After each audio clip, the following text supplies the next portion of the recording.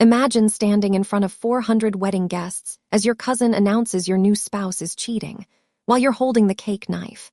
For James, this wasn't hypothetical, it was reality. When his groomsman Marcus grabbed the microphone during their cake cutting to accuse his bride of infidelity, most people would crumble in humiliation or lash out in rage. But our guest chose strategy instead. I'm Eliza, and today on Wedding Day Justice, we're exploring how one man transformed a public accusation into an unexpected opportunity to expose $1 million fraud scheme, proving that sometimes the most powerful response to betrayal isn't emotion, it's evidence. Thank you, Eliza. I'm sharing this story because I want people to know that when someone tries to destroy your happiest moment, responding with truth rather than anger can be incredibly powerful. Let me tell you what happened on what should have been the perfect blending of my two cultural worlds. I never imagined my perfect wedding would turn into the most dramatic day of my life, but looking back, I wouldn't change a thing about how it all unfolded. My name is James, and I married the love of my life, Elena, in what started as a beautiful celebration blending her Italian family traditions with my Ojibwe heritage. We'd spent 14 months planning every detail of our lakeside ceremony and ballroom reception at the Grand Horizon Hotel, a venue that cost us nearly our entire savings, but promised the perfect backdrop for our 220 guests. Elena and I met in law school 5 years ago. She specialized in family law while I focused on corporate litigation. We balanced each other perfectly. Her passionate nature complemented my more methodical approach to life. When I proposed on the shores of Lake Superior, where my ancestors had lived for generations, she said yes before I could even finish asking. Our wedding incorporated meaningful elements from both our cultures. Elena's grandmother hand-embroidered our altar cloth with Italian and Ojibwe symbols. My uncle, a tribal elder, performed a traditional blessing during the ceremony. The $8,005 tier cake featured hand-painted designs representing both our heritages, with the top tier featuring 2 intertwined family crests. Everything was perfect until 9:22 p.m. when we prepared for the cake cutting. The band had just finished playing a traditional Italian tarantella that had everyone on their feet. Elena looked radiant in her custom gown that combined Italian lace with beadwork patterns inspired by Ojibwe traditions. As we stood together, cake knife in hand, I noticed her cousin Marcus approaching the stage with an unusual intensity in his eyes. Marcus had always been the family troublemaker, the type who showed up late to events, drank too much, and somehow always managed to make everything about himself. Elena's mother had insisted we invite him, despite Elena's reservations. "Family is family," she'd said in that tone that brooked no argument. What we didn't know then was that Marcus had been nursing a deep resentment toward me ever since I joined the family circle. He felt threatened by my success and the way Elena's family had embraced me. In the months leading up to the wedding, he made several passive-aggressive comments about outsiders not understanding their family traditions, but we'd brushed it off as typical Marcus behavior.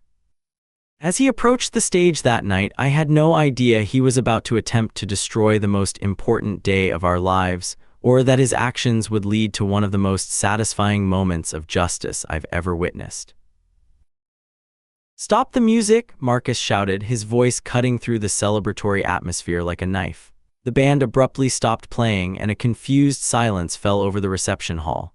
Elena's hand tightened around mine as we stood frozen behind our wedding cake, the silver knife poised to make the first cut.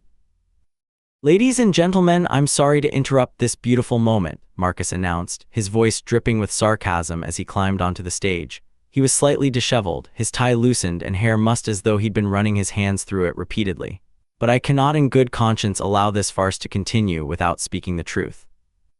I felt Elena stiffen beside me. Her cousin had always been dramatic, but this was crossing a line. I scanned the crowd, noting the mixture of confusion and discomfort on our guests' faces.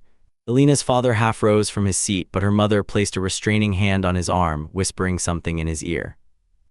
"Marcus, this isn't the time," I said quietly, trying to defuse the situation before it escalated. "Let's talk after." "After what?" he sneered, turning to address the crowd. "After we all pretend that James here is the perfect husband, after we celebrate this marriage built on lies." A collective gasp rippled through the reception hall. I heard Elena's grandmother mutter something in Italian that sounded like a prayer or a curse. "What are you talking about?" Elena asked, her voice trembling slightly. The microphone picked up her words, broadcasting them to every corner of the room. Marcus reached into his jacket and pulled out a manila envelope. I'm talking about the fact that your husband has been having an affair with his boss, Stephanie, for the past 6 months. The accusation hung in the air like poison. I felt as though I'd been punched in the stomach. Elena's hand slipped from mine as she took a half step away, her eyes wide with shock and confusion. That's ridiculous, I managed, but Marcus was already emptying the contents of his envelope onto the stage. Hotel receipts, he announced, waving several papers in the air. The Lakeside Inn, just outside the city, room 412, booked 5 different times in the past 3 months, always on Wednesday afternoons, always paid for with James's credit card. He scattered the receipts at our feet, then pulled out his phone. And I have photographs of them entering the hotel together last Wednesday, just 3 days before your wedding. He turned the screen toward the crowd, though from where I stood, I could see it displayed a blurry image of a man and woman entering what could have been any hotel lobby. I've already sent this evidence to everyone's phones, Marcus continued, and indeed, I could see guests reaching for their devices as notification sounds pinged throughout the hall. I'm sorry, Elena, but your husband has been betraying you right under your nose.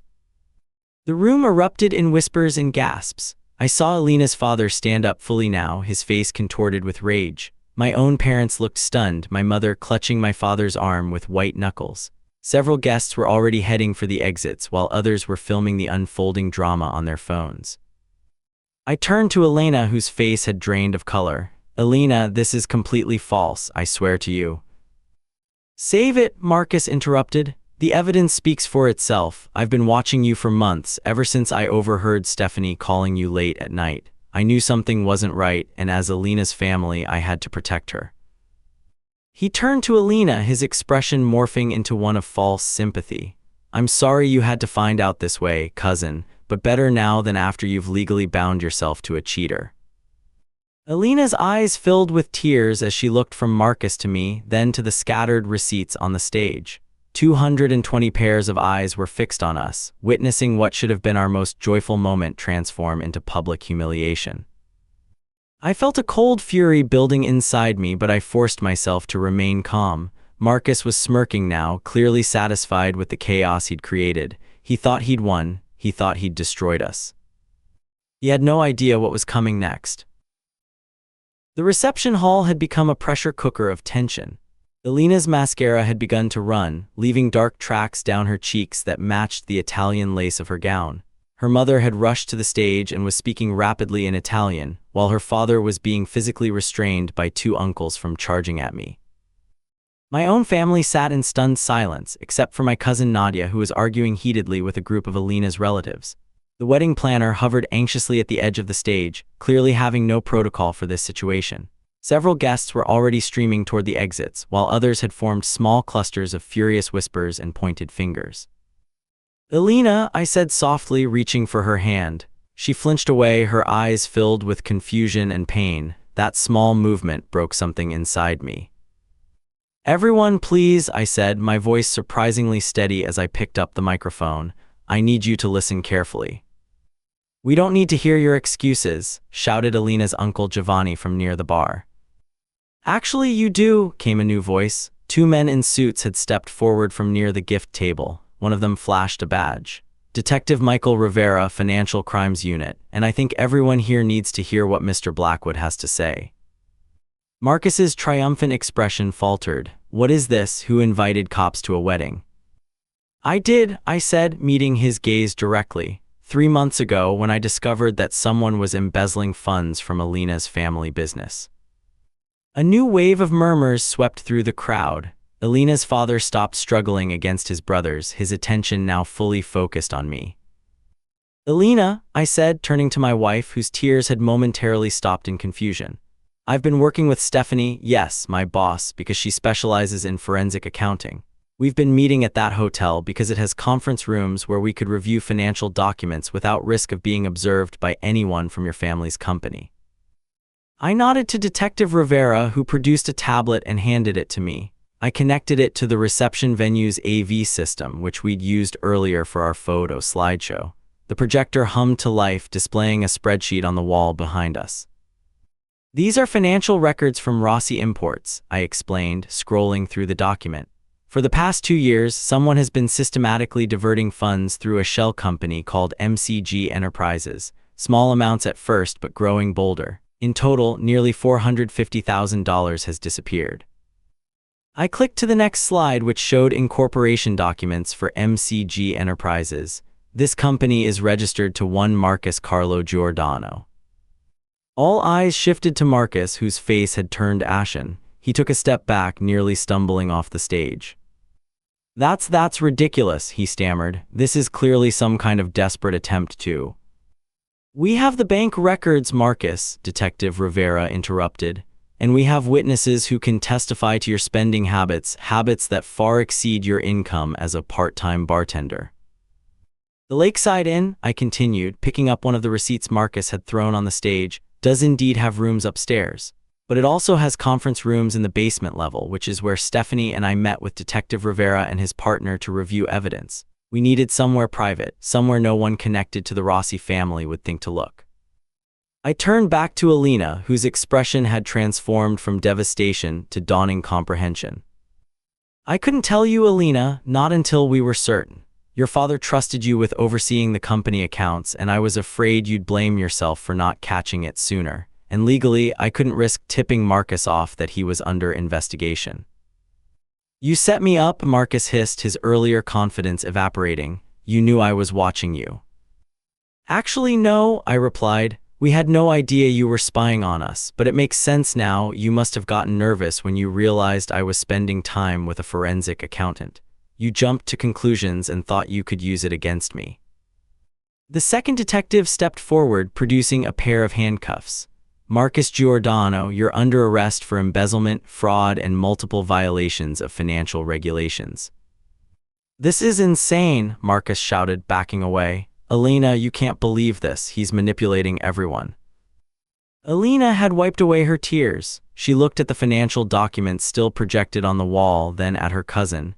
"The company account passwords," she said slowly. "I had to reset them 3 times this year because of suspicious activity. That was you, wasn't it?" Marcus's silence was damning. "And last Christmas," she continued, her voice growing stronger, "when my father was hospitalized with pneumonia, you volunteered to help me with the quarterly reports. You insisted on staying late at the office alone." "Elena, please," Marcus pleaded, but the look in her eyes stopped him cold.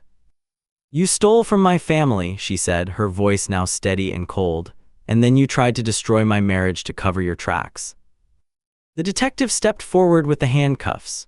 Marcus looked around wildly, then made a desperate lunge toward the side of the stage. He didn't get far. Elena's father, understanding now what had happened, moved with surprising speed for a man in his 60s and caught Marcus by the arm.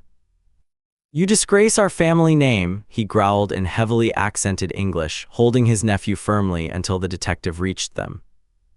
As Marcus was being handcuffed, he made one last desperate attempt.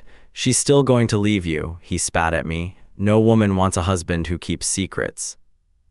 I looked at Elena, uncertain for the first time since this nightmare began. Had I lost her trust forever by keeping her in the dark? The reception hall had fallen into an eerie silence as Marcus was handcuffed.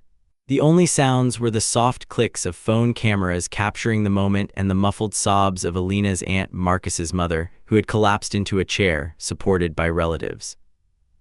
Elena stood motionless beside me, her eyes fixed on her cousin as the detectives read him his rights.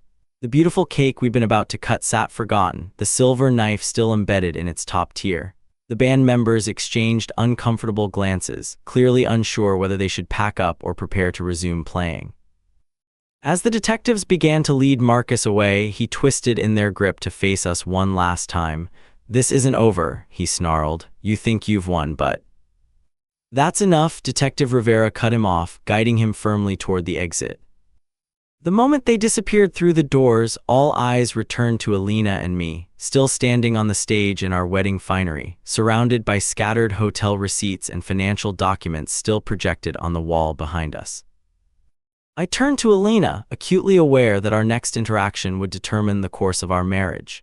Had I irreparably damaged her trust by keeping her in the dark about the investigation? The pain and confusion I'd seen in her eyes during Marcus's accusation had been real, even if the allegations weren't. Elena, I began softly, I'm so sorry you had to go through that. I never intended. Before I could finish, she closed the distance between us and took my hands in hers. Her eyes, though red-rimmed from crying, held a clarity and determination that took my breath away. You protected my family, she said, her voice steady despite the emotion behind it. You could have told my father about your suspicions immediately, but you knew it would break his heart to think someone in the family was stealing from him. Instead, you carried that burden alone. I shook my head. Not alone. Stephanie helped and the detectives. But you carried the weight of keeping it from me, she insisted. I know how much you hate keeping secrets, James. It must have been killing you. It had been. Every late night at the office, when I was actually reviewing financial documents, every vague answer about my meetings with Stephanie, each one had felt like a small betrayal of the honesty that formed the foundation of our relationship. I wanted to tell you, I admitted, every day, especially when you were stressed about the wedding plans and company deadlines. But the detectives were clear: the fewer people who knew, the better our chances of gathering enough evidence. Elena nodded, then turned to face our guests. The microphone was still in my hand, and she gently took it from me. Everyone, she began, her voice echoing through the stunned reception hall. I want to apologize for whatever this was. A nervous laugh rippled through the crowd. This is certainly not how we planned to cut our cake. She paused, taking a deep breath. What you just witnessed was my husband protecting my family, even at the risk of temporarily damaging my trust. That's the kind of man I married today, one who will do the right thing even when it's difficult, even when it might cost him everything. She turned back to me, her eyes shining. James kept this investigation secret because he had to, but I know that in our marriage, we will face challenges together. We will be partners in everything. Relief washed over me like a wave. Elena's father approached the stage now, climbing the steps with deliberate dignity. He was a proud man, old-school Italian who rarely showed emotion, but now his eyes were damp as he embraced me. My son, he said simply, the words carrying more weight than any lengthy speech could have. My own parents joined us on stage, followed by Elena's mother. What had been a moment of crisis transformed into something unexpected, a powerful demonstration of our families uniting in support.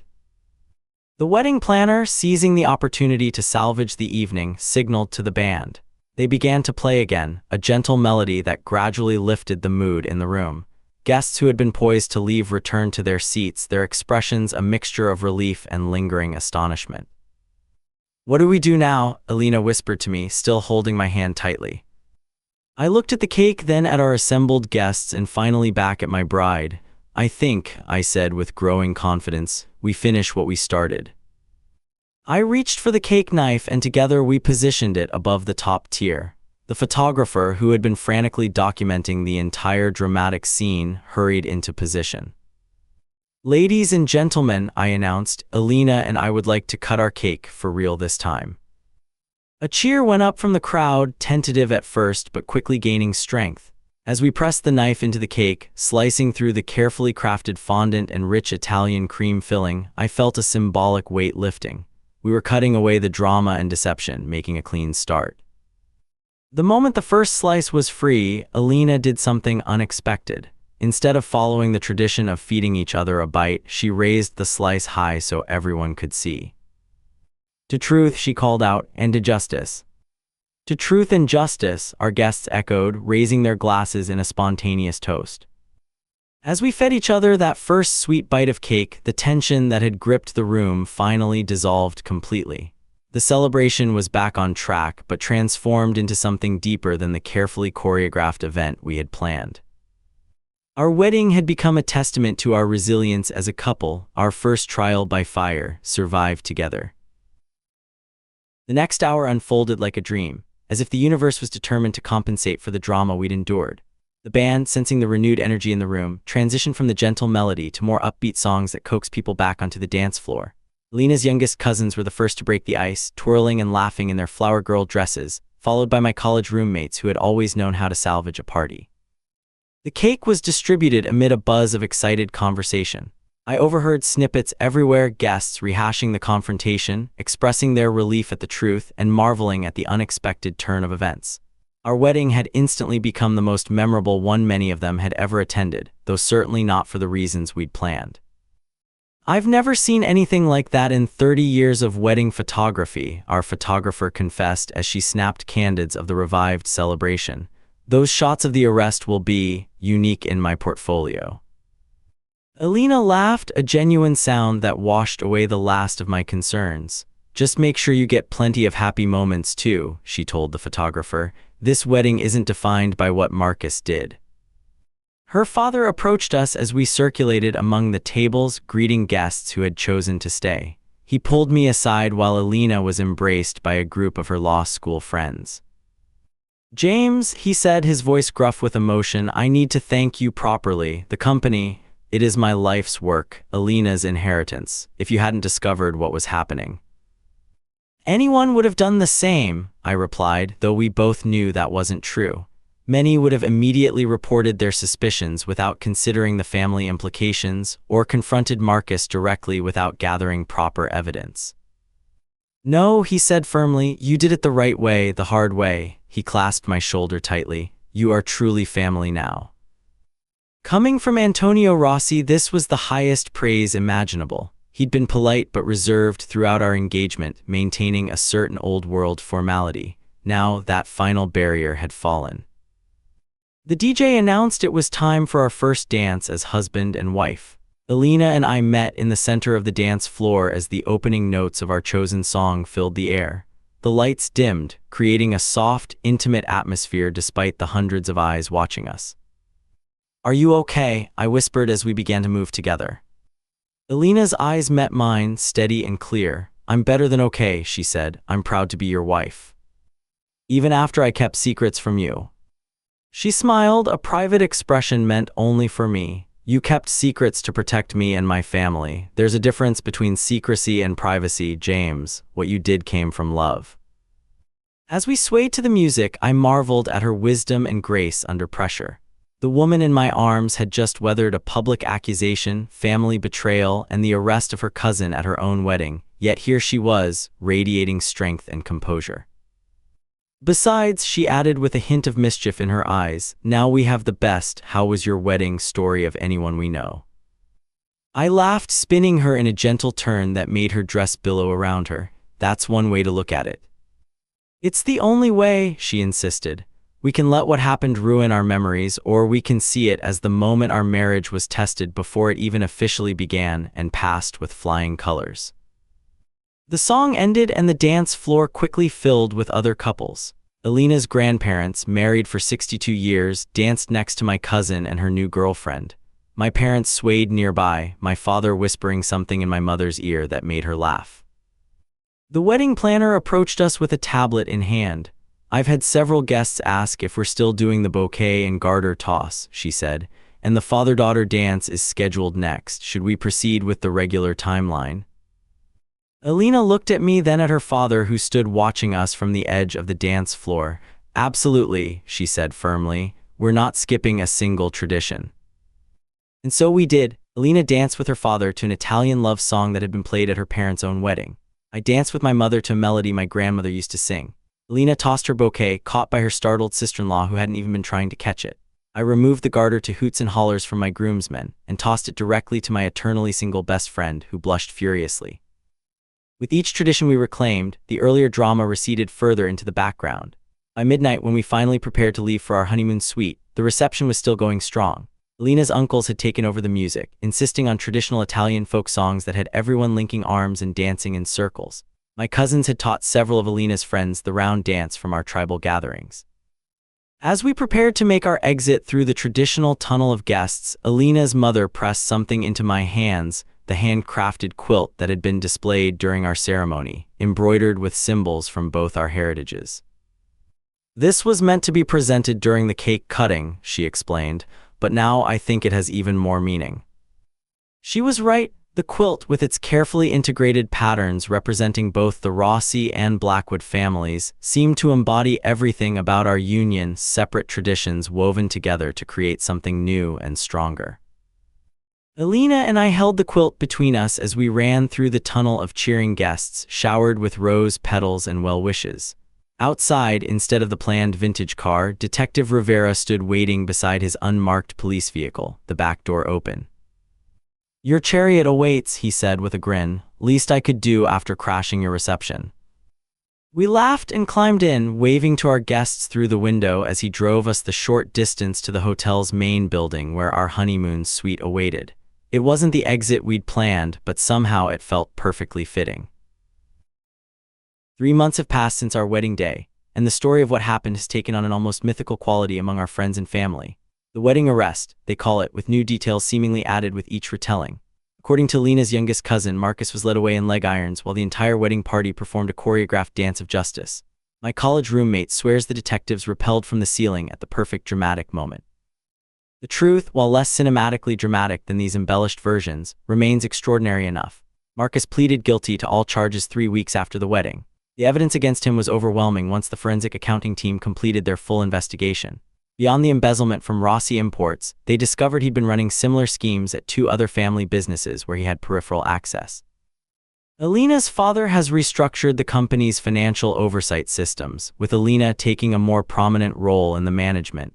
She jokes that her cousin inadvertently fast-tracked her career advancement, though the humor is still tinged with sadness at the family breach.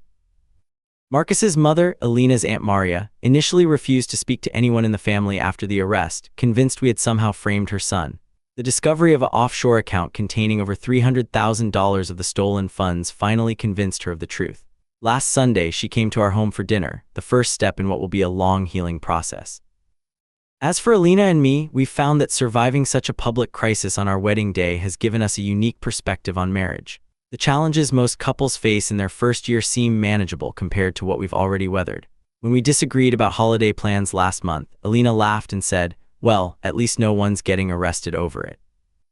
We framed 2 items from our wedding in our living room, the marriage certificate, of course, but also the front page of the local newspaper from the following day. The headline reads, "Local attorney exposes embezzlement scheme during own wedding reception." Elena insisted on it, saying it reminds her of what's truly important, integrity and justice, even when they come at a personal cost. Stephanie, my boss, who was unwittingly cast as the other woman in Marcus's scheme, sent us an extravagant gift when we returned from our honeymoon, a custom-made glass sculpture inscribed with the words "Truth Prevails." She's become a close friend to both of us, and Elena now consults with her on financial matters for the family business. The wedding video, which captured the entire confrontation and revelation, has become something of a private treasure. We don't share it widely, but on our 1-month anniversary we watched it together with a bottle of wine. What struck me most wasn't the drama or even the justice served, but the moment Elena took my hand after understanding what I'd really been doing with those hotel meetings. The trust in her eyes, even after being tested so severely, is the true foundation of our marriage. "Would you do it the same way again?" Elena asked me recently as we sorted through wedding photos for our album, keeping me in the dark about the investigation.